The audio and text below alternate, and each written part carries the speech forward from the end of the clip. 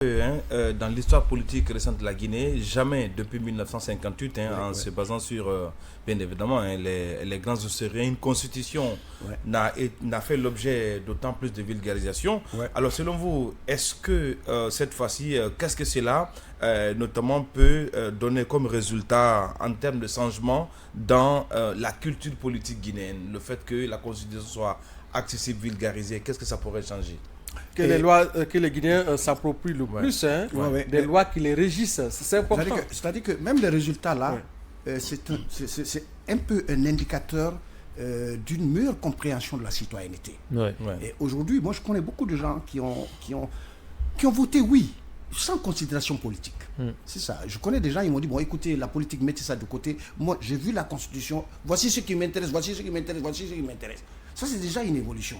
C'est-à-dire qu'il faut éviter que les gens soient emprisonnés par les idéologies politiques, simplement.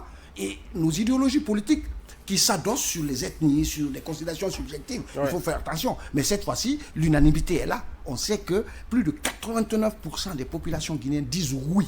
Pas oui politique obligatoirement, mais oui parce que les préoccupations sont prises en compte. Et ça, c'est extrêmement important. Moi, je dis que c'est une première fois. En Guinée, j'ai discuté avec des consultants ailleurs, sénégalais et autres là, qui me disent oui, mais vous avez pris trop de temps. Oui, on a pris trop de temps, mais on a réussi. Aujourd'hui, le résultat est qu'il y a une adhésion.